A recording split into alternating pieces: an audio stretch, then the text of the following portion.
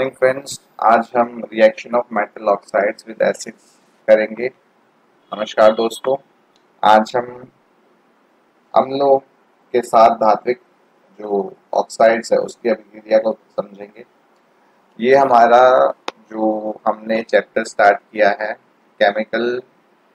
Acid base and salt, उसी के अंदर हमारा जो थर्ड वीडियो है वो है। और ये हमारे चैप्टर 4 वीडियोस की एक सीरीज में ख़त्म कर देंगे। हम कोशिश करेंगे कि 3 में करें, but depends upon the length of the video. मैं कोशिश करता हूँ कि 10-12 मिनट में इसको ख़त्म करने की कोशिश करूँ ताकि आपको ज़्यादा टाइम ना लगे। इसलिए ये चैप्टर जो है वो 4 वीडियोस में आएगा। आज हमारा इसका तीसरा वीडियो है, तो चलिए वीडियो को स्टार्ट करते हैं। Reaction of metal oxides with acids, अम्लों के साथ धात्विक ऑक्साइडों की अभिक्रिया। इसमें समझते हैं तो जो हमारे धात्विक ऑक्साइड्स होते हैं, जो मेटल ऑक्साइड्स होते हैं, उनका जो नेचर होता है वो हमारा कैसा होता है, वो क्षारीय होता है, वो बेसिक नेचर होता है। जब हम मैग्नीशियम रिबन को जब हम बर्न करते हैं तो उसकी जो ऐश मिलती है, मतलब जो उसकी राख होती है, उसको हम वाटर के साथ जब मिक्स करते हैं, डिस्टिल्ड वाटर के साथ, और उसको जब हम पीएच पेपर पे चेक करते हैं तो वो हमारा जो पीएच पेपर है उसको ब्लू टर्न कर देता है। और ब्लू टर्न करने का मतलब है कि उसका जो नेचर है वो बेसिक है। तो जो हमारे मेटल ऑक्साइड होते हैं, कैल्शियम ऑक्साइड, मैग्नीशियम ऑक्साइड, तो ये सभी क्या होते हैं, बेसिक नेचर के होते हैं। क्षारीय इनका जो नेचर है वो होता है। मेटल ऑक्साइड्स एसिड यानी कि अम्ल, जब जब मेटल ऑक्साइड हमारे एसिड के साथ रिएक्ट करते हैं, धात्विक ऑक्साइड जब हमारे एसिड के साथ रिएक्ट करते हैं तो उससे बनता है लवण और पानी। When metal oxide reacts with acid, it gives us salt plus water. एक एग्जांपल देख लेते हैं। कैल्शियम ऑक्साइड को जब हम हाइड्रोक्लोरिक एसिड के साथ रिएक्ट कराते हैं तो हमारा CaCl2 कैल्शियम क्लोराइड बन जाता है और हमारा वाटर बनता है। ठीक है, चलिए आगे डिस्कस करते हैं। एक बार फिर से समझ लेते हैं। जो हमारे मेटल ऑक्साइड्स होते हैं, धात्विक ऑक्साइड होते हैं, उनकी प्रवृत्ति क्षारीय होती है। एक बार धात्विक ऑक्साइड आपको लिख के दिखाते हैं। धात्विक ऑक्साइड, जो मेटल ऑक्साइड्स होते हैं उनको हिंदी में हम धात्विक ऑक्साइड भी कहते हैं। इनका जो नेचर होती है, इनकी प्रकृति होती है, प्रवृत्ति होती है, वो क्षारीय प्रवृत्ति होती है, क्योंकि अम्ल के साथ क्रिया करके लवण और जल बनाते हैं। आगे डिस्कस करते हैं। नॉन मेटल ऑक्साइड्स, जो अधात्विक ऑक्साइड्स हैं, वो क्षारकों के साथ क्या अभिक्रिया करते हैं।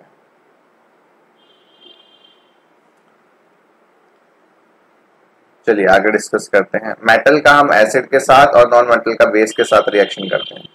तो जो नॉन मेटल होते हैं यानी कि हमारे अधातु होते हैं, अधात्विक ऑक्साइड जो होते हैं, उनको जब रिएक्ट किया जाता है बेस के साथ तो उनका नेचर आएगा एसिडिक, मतलब कि अम्लीय कैरेक्टर वो शो करेंगे, अम्लीय कैरेक्टर वो शो करेंगे।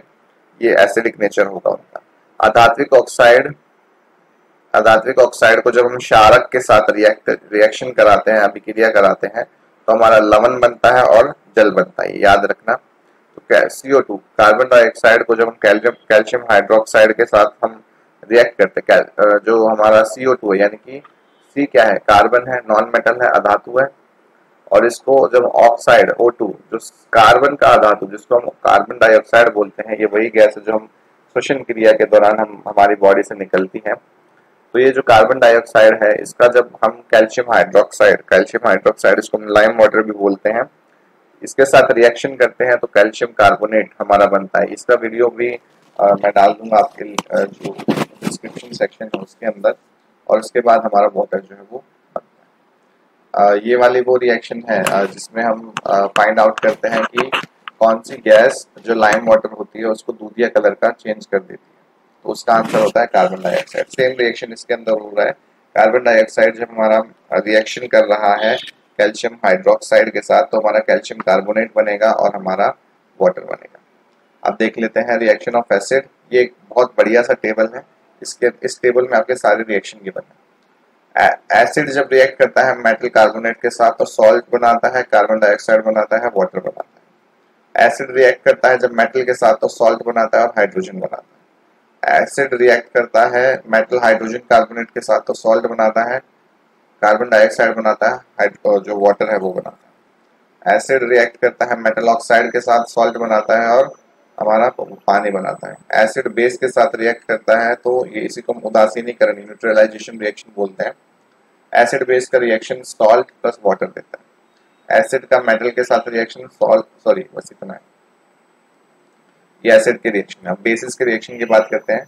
बेस का जब मेटल के साथ रिएक्शन होता है तो सॉल्ट प्लस हाइड्रोजन गैस निकलता है। बेस हमारा जब मेटल कार्बोनेट के साथ रिएक्ट करता है तो कोई रिएक्शन नहीं होता। बेस मेटल हाइड्रोजन के साथ भी कोई, हाइड्रोजन कार्बोनेट के साथ भी कोई रिएक्शन नहीं करता। बेस और एसिड मिलके हमारा न्यूट्रलाइजेशन रिएक्शन होता है, उदासीनीकरण अभिक्रिया होती है जिसमें सॉल्ट प्लस वाटर बनता है। और बेस जो होता है हमारा मेटल के साथ नॉन मेटल ऑक्साइड के साथ रिएक्ट करके सॉल्ट और वाटर बनाता है। बेस हमारा होता है क्षारक, एसिड होता है अम्ल और सॉल्ट को बोलते हैं हम लवण। अब ये वाली जो टेबल है ये बहुत इंपॉर्टेंट है, ये आप इसको पूरे चैप्टर का जो समरी है वो इसी चैप्टर, इसी टेबल के अंदर सभी रिएक्शंस का, तो आप इसको एक बार अच्छे से ब्रश अप कर लीजिए तो आपको याद रहेगा। Why do all acids and bases, what do all acids and bases have in common? कि एसिड और बेस के अंदर क्या कॉमन है भाई, इसके बारे में हम बात करते हैं। एसिड जो है H प्लस आयन कॉमन होता है सबके अंदर, H plus ion. H plus ion अगर एसिड जितना जल्दी रिलीज कर देगा उतना ज्यादा वो अच्छा एसिड माना जाएगा। Acid produce H plus ion when they which is responsible for their acidic properties. Yes, तो जो एसिड है उसके अंदर जो H प्लस आयन होता है वही हमारा रिस्पॉन्सिबल है एसिड की प्रॉपर्टी के ऊपर, एसिड की एसिडिक कैरेक्टरिस्टिक्स के ऊपर। बेसिस के अंदर जैसे कि एसिड के अंदर H पॉजिटिव होता है, ऐसे बेसिस के अंदर OH नेगेटिव आयन होता है, हाइड्रोक्सिल आयन इसको बोलते हैं। ये हाइड्रोक्सिल आयन सभी बेसिस के, ये हाइड्रोक्सिल आयन सभी बेसिस के अंदर जो है कॉमन होता है। जो वहाँ एसिड के अंदर H प्लस आयन कॉमन होता है, जो बेसिस के अंदर OH नेगेटिव आयन कॉमन होता है। एसिड और बेस इन वाटर सॉल्यूशन। अब एसिड और बेस जो है हमारे वाटर सॉल्यूशन के अंदर क्या करते हैं। एसिड जो है पानी के साथ मिलते ही H पॉजिटिव आयन हमारा छोड़ना शुरू कर देता है। इसके बाद ये H3O पॉजिटिव हमारा आयन बनाता है, इसको हाइड्रोनियम आयन बोलते हैं। और ये हाइड्रोनियम आयन जब पानी H पॉजिटिव आयन पानी के साथ मिलता है तो हाइड्रोनियम आयन बनता है। जैसे कि एक एसिड है HCl, इसको हमने पानी के अंदर डाला, ये पानी के अंदर डल के H3O पॉजिटिव हाइड्रोनियम आयन जो है वो बना दिया और क्लोरीन गैस जो है अलग हो गई। H पॉजिटिव आयन की प्रॉपर्टी ये है कि अकेला नहीं रह सकता, इसको होने के लिए एग्जिस्ट करने के लिए वाटर की जरूरत पड़ेगी, ठीक है। ये अकेला एग्जिस्ट नहीं कर सकता, किसी ना किसी चीज की इसको जरूरत पड़ेगी। बेसिस जो है जब उनको पानी के साथ घोला जाता है तो वो OH नेगेटिव आयन दे देते हैं। जैसे NaOH है, मेटल हाइड्रोक्साइड है, इसको पानी के अंदर हम डालेंगे, पानी के अंदर डालने पे क्या होगा कि ये जो है हमारी मेटल अलग हो जाएगा और OH नेगेटिव आयन जो है वो अलग हो जाएगा। एक होते हैं हमारे जिसको हम बोलते हैं क्षार, एक होता है क्षारक, एक होता है क्षार। ये क्षार जो होते हैं इनको हम एल्कलाई कहते हैं, they are soluble in water, मतलब पानी के अंदर ये घुलनशील होते हैं। हमारे ऐसे क्षार जो, ऐसे क्षारक जो पानी के अंदर घुलनशील होते हैं उनको हम क्षार कहते हैं, वी कॉल देम एल्कलाई। अब यहाँ तक तो ठीक है, हमने समझ लिया एसिड और बेसिस की कुछ प्रॉपर्टीज हैं। एक बड़ा ही कॉमन सा क्वेश्चन आता है कि एसिड को जब हम डाइल्यूट करते हैं तो उसको करने का प्रक्रिया क्या है, उसकी करने की प्रोसेस क्या है। जल के साथ अम्ल या क्षारक को मिलाते समय हमें सावधानी रखनी है। हमें एसिड या बेस को वाटर के साथ मिलाते हुए बहुत ज्यादा प्रिकॉशंस रखने हैं। अब कैसे रखते हैं, हमेशा अम्ल या क्षारक को ही जल में मिलाना चाहिए। हम जल के अंदर एसिड डालेंगे तो वो रिएक्शन बहुत ज्यादा होगा, उससे हमारा जो टेस्ट ट्यूब है या जो जिस भी चीज के अंदर हम डाल रहे हैं वो फट सकता है, क्योंकि बहुत ज्यादा हाईली एक्सोथर्मिक होता है। एक्सोथर्मिक हमारी रिएक्शन होता है जिसको हम ऊष्माक्षेपी कहते हैं। इसमें हीट बहुत ज्यादा बाहर निकलती है जिसकी वजह से हमारे कई बार टेस्ट ट्यूब फटने के भी चांसेस हो सकते हैं। तो इन सबको अवॉइड करने के लिए हम एक प्रोसेस इस्तेमाल करते हैं। इसमें हम क्या करते हैं, हम वाटर के अंदर एसिड या बेस को डालते हैं। अब एसिड की बात कर रहे हैं तो उसी के कर लेते हैं। तो एसिड को डाइल्यूट करने के लिए, एसिड को तनु बनाने के लिए हम क्या करते हैं, पहले एसिड को जान लीजिए, दो फॉर्म में होते हैं हमारे, ये पहले भी डिस्कस कर चुके हैं, कॉन्सेंट्रेटेड, एक होता है डाइल्यूट। ठीक है, डाइल्यूट को हम बोलते हैं तनु, कॉन्सेंट्रेटेड को मुझे अभी याद नहीं आ रहा है बट मैं अभी बता देता हूँ आपको। जो हमारे एसिड होते हैं उनको हम हाँ, इसको हम सांद्र सांद्र बोलते हैं। जो कॉन्सेंट्रेटेड होता है उसके अंदर वाटर की कंटेंट कम होता है, और जो डाइल्यूट होता है उसके अंदर वाटर का कंटेंट ज्यादा होता है। तो सांद्र जो हमारा अम्ल है उसके अंदर जब हम जल डालते हैं तो उससे क्या होगा कि बहुत जल्दी हमारा जो रिएक्शन है वो कैरी आउट होने लगेगा, और ये रिएक्शन बहुत ज्यादा एक्सोथर्मिक होगा, मतलब कि इसमें बहुत ज्यादा हीट निकलेगी। जब हम एसिड के अंदर जो वाटर है उसको डालते हैं तो इस केस में क्या होगा, इस केस में हमारा जो रिएक्शन है बहुत ज्यादा हाईली एक्सोथर्मिक होगा, जिसकी वजह से हमारे टेस्ट ट्यूब के फटने के चांसेस भी हो सकते हैं। इसलिए हमेशा हमें वाटर के अंदर एसिड को डालना है, ना कि एसिड के अंदर वाटर को डालना है। राइट, आगे डिस्कस करते हैं। If water is added to acid, the heat generated can cause the mixture to splash out and cause burns। यही बात कर रहे हैं। और जो कंटेनर हमारा जिसके अंदर हम ये सब प्रक्रिया कर रहे हैं वो भी होना पड़ सकता है। एडिंग वाटर टू एसिड में cause mixture to splash out. तो अगर हम एसिड को वाटर के अंदर डाल रहे हैं, अगर हम वाटर को एसिड के अंदर डाल रहे हैं तो क्या होगा, हमारा जो मिक्सचर है वो बाहर निकल जाएगा, या फिर जो ग्लास कंटेनर है तो हमारे टेस्ट ट्यूब के अंदर ही मोस्टली एक्सपेरिमेंट्स करते हैं, वो क्या हो जाएगी, वो फट जाएगी। एक एसिड या बेस को हम वाटर के साथ रिएक्ट कराते हैं। मिक्सिंग एन एसिड और base with H2O results in decrease in the concentration of ions per unit volume. इसको हम क्या बोलते हैं, इस प्रोसेस को डाइल्यूशन बोलते हैं। जब हम एसिड के अंदर वाटर को जब हम वाटर के अंदर एसिड्स को नहीं डाल रहे हैं, हम वाटर के अंदर एसिड्स को जब हम डालते हैं तो उससे जो पर वॉल्यूम के अंदर जो उनके आयंस की जो कैपेसिटी है, आयन की जो कंसंट्रेशन है वो घट रही है, इसको हम बोलते हैं डाइल्यूशन। हम जल के अंदर जब एसिड को डालते हैं तो क्या होता है, धीरे धीरे जो जल, अगर हम उससे क्या होगा, जो उसके आयंस है उसकी संख्या कम हो जाएगी, इस वजह से जो एसिड है वो थोड़ा सा डाइल्यूट हो जाएगा, या बेस है वो डाइल्यूट हो जाएगा। अब यहाँ तक तो हमने पढ़ लिया। अब इसके बात करते हैं कि जो एसिड होते हैं, बेस होते हैं, उसको हम पहचानेंगे कैसे। उसको पहचानने के लिए हमारे पास होता है एक पीएच स्केल। इसको हम पावर ऑफ हाइड्रोजन बोलते हैं, पोटेंस। पी का मतलब है पोटेंस, पी का मतलब है पोटेंस। इसको हम हिंदी में पुंसास कहते हैं। एक जर्मन शब्द है जिसका मतलब होता है शक्ति। ठीक है, पीएच स्केल, पीएच का मतलब है, पी का मतलब पोटेंस, पोटेंस एक जर्मन शब्द है जिसका मतलब है पावर, यानी कि शक्ति। अब एक होता है हमारा यूनिवर्सल इंडिकेटर। पीएच पेपर के बारे में हमने इनिशियल जो वीडियो है उसके अंदर समझा था। इसके अंदर हम बात कर रहे हैं जो पीएच है उसके अंदर कितना हायर H पॉजिटिव आयन है। जितना हायर H पॉजिटिव आयन होगा उतना वो जो हमारा सॉल्यूशन है वो हमारा एसिडिक होगा। फॉर एग्जांपल, एक स्केल होता है जिसमें हम बात करते हैं 0 to 7 to 14 की। 7 जो है वो न्यूट्रल होता है, यहाँ हमारा वाटर रहता है। 7 से कम हमारा एसिडिक होता है, 7 से ज्यादा हमारा बेसिक होता है। तो 7 जो जितना बहुत जल्दी अपना H पॉजिटिव आयन छोड़ देगा वो उतना ज्यादा स्ट्रॉन्ग एसिड होगा।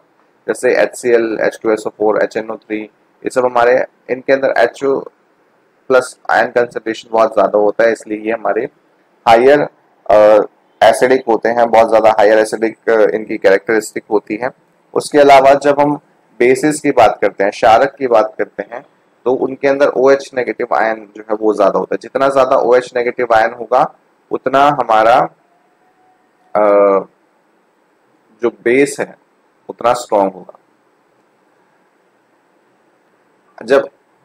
जब हमारा देखो ये 7 है, 0 to 7, जिस 7 से कम जाते जाएंगे हमारा जो एसिड है वो कैरेक्टर बढ़ेगा, 7 to 14 हमारा बेस कैरेक्टर बढ़ेगा।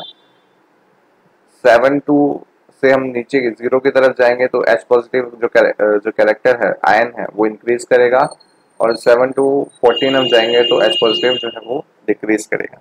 अब ये पीएच की वैल्यू क्या है हमारी लाइफ में वो समझते हैं। प्लांट्स एनिमल्स सभी पीएच सेंसिटिव होते हैं।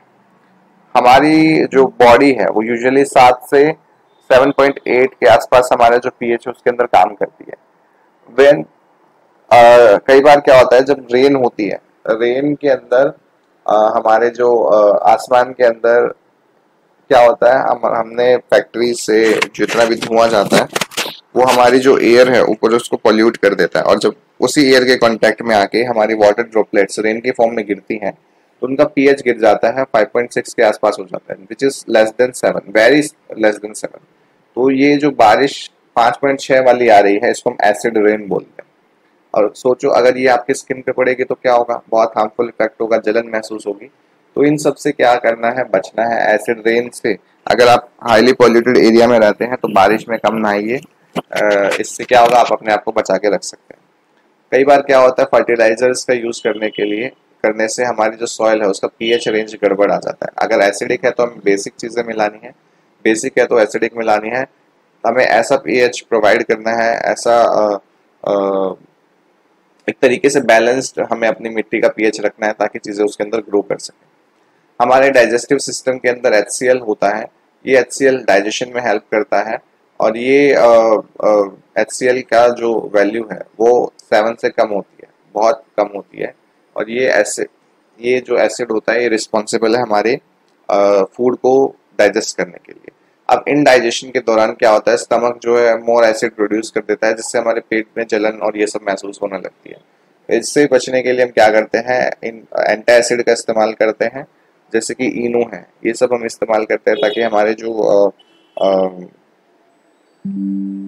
प्रॉपर्टी है, जो हमारे प्रॉपर्टी कह रहा हूँ, जो हमारे अंदर की जो इरिटेशन है उसको न्यूट्रलाइज किया जा सके। इसी रिएक्शन को हम न्यूट्रलाइजेशन रिएक्शन कहते हैं। मिल्क ऑफ मैग्नीशिया एक एग्जांपल है हमारा एंटी एसिड का, MgOH2। ये हमारा क्या करता है, न्यूट्रलाइज कर देता है एक्सेस एसिड जो हमारा स्टमक प्रोड्यूस करता है उसको। अब क्या होता है, कुछ लोग जो होते हैं रात को ठीक से ब्रश नहीं करते हैं, और उनके बीच उनके जो टीथ है उनके अंदर खाना वगैरह फंस जाता है, और सलाइवा हमारा जो होता है वो कई बार क्या होता है उसका जो पीएच है अगर वो 5.5 के आसपास चला गया है तो हमारे दांत सड़ना शुरू हो जाते हैं। हमारे टूथ का जो एनिमल होता है जो कि हमारा हार्डेस्ट सब्सटेंस है, हमारे दांत की जो ऊपर की परत होती है वो एनिमल से बनी होती है। ये कैल्शियम फॉस्फेट होता है जो कि हार्डेस्ट सब्सटेंस है हमारी बॉडी का। ये पानी के साथ डिसॉल्व नहीं होता, लेकिन पानी के कांटेक्ट में आने पे अगर पीएच कम है हमारा, पानी से के साथ पीएच से कम है, तो क्या होगा कि ये करोड़ करना स्टार्ट कर देगा, खराब होना स्टार्ट कर देगा। इसलिए जो हमारे जो टूथपेस्ट होते हैं वो बेसिक नेचर के होते हैं। उनका नेचर कैसा होता है, बेसिक होता है, ताकि हमारे पीएच जो माउथ का पीएच है उसको मेंटेन करके रखा जा सके। बहुत सारे हमारे बीज होते हैं, एनिमल्स होते हैं जिनका जो अपने आप को बचाते हैं इस पीएच की हेल्प से। अब आप पूछेंगे सर ऐसे कैसे, जैसे कि हमारे जो मधुमक्खी होती है, बी स्टिंग, वो काट लेती है तो वो अपनी बॉडी से हमारी बॉडी के अंदर एक एसिड को सिक्रीट करती है, तो उसकी वजह से क्या होता है हमें जलन महसूस होती है। तो अगर हम उस जगह पे जो जहाँ पे उसने वो लगाया काटा है, अगर हम उस पे एंटी एसिड यानी कि कोई ऐसी चीज जो एसिड के इफेक्ट को न्यूट्रलाइज कर दे, माइल्ड बेस हम उसके लगा सकते हैं, जैसे बेकिंग सोडा हम लगा सकते हैं। उससे क्या होगा, हमारा जो वो एरिया है, एरिया ऑफ कॉन्टैक्ट है जहाँ पे उसने काटा है, वो उसमें थोड़ी सी आराम मिलेगा हमें।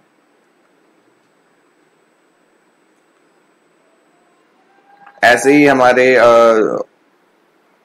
और भी एनिमल्स होते हैं, इंसेक्ट्स होते हैं, जो अगर हमें काट दे तो हम इस तरीके से उससे बच सकते हैं।